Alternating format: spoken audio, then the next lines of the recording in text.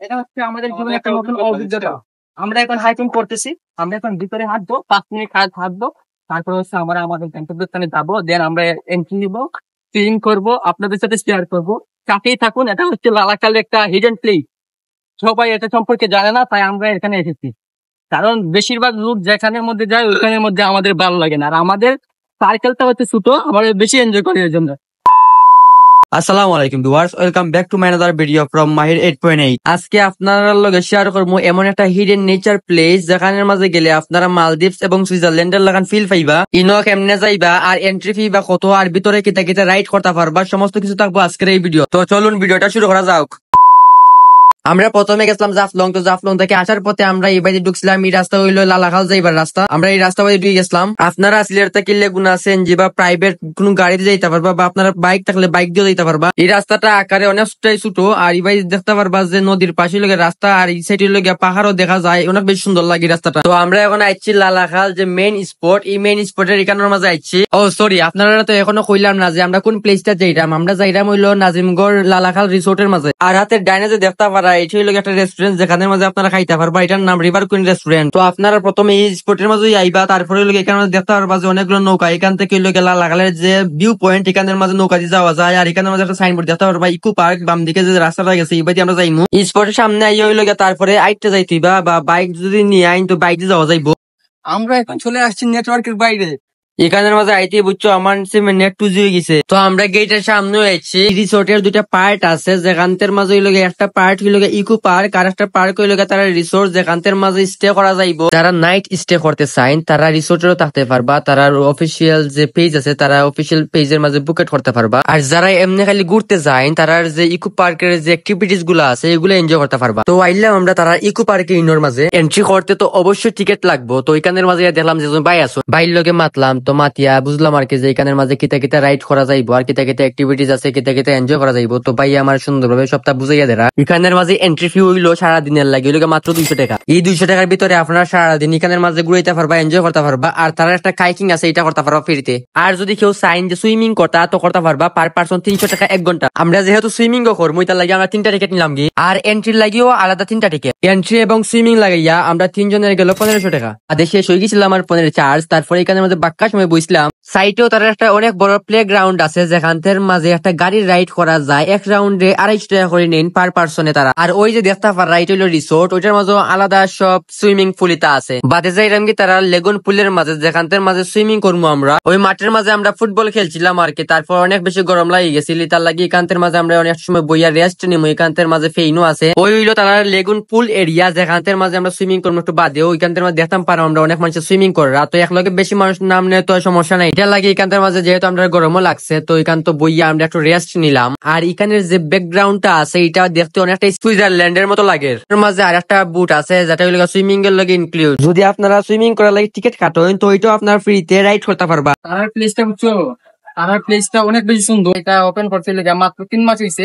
সব জায়গা থেকে বসার লাগি জায়গা আছে, এখানে চার্জারের ব্যবস্থা আছে। ধরো ফোন চার্জ শেষ হয়ে গেলে চার্জ দিতে পারবো, চার্জার লগে আনে নাকি, ট্রেনও আছে, লাইটও আছে, সবটা আছে। পারফেক্ট একটা প্লেস, এনজয় করার লাগে।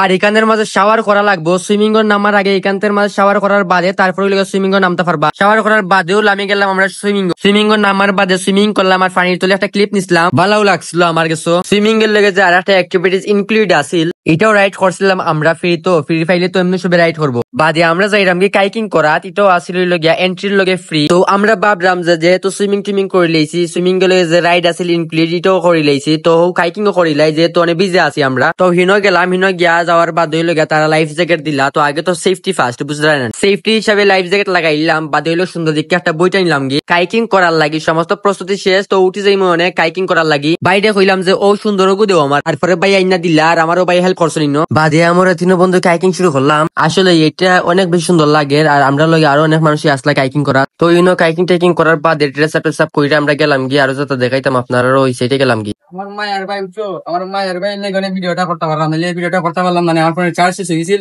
বাইরে চার্জার নেয়া, তারপরে চার্জ করছি এখানে 2 ঘন্টা বইয়া, তারপরে অনেক ভিডিও করতে পারলাম।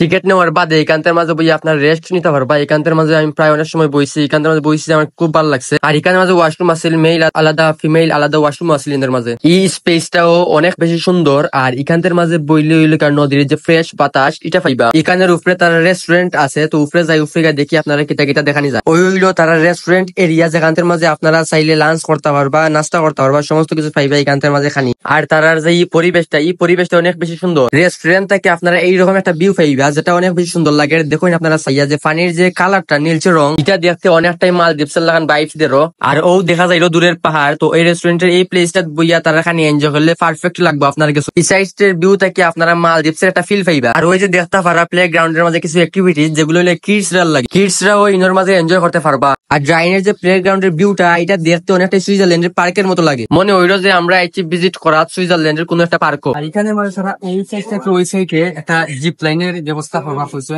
তো এই রিসোর্টের মোটামুটি সব তো দেখানো শেষ। তো আর একটা রয়েছে কৃত্রিম ঝর্ণা, এটা দেখাই মনে এখন আপনারা ইনোর মাঝে এরকম একটা সুন্দর ভিউ পাইবা যেখান থেকে সুন্দর পিকচার তুলতে পারবা।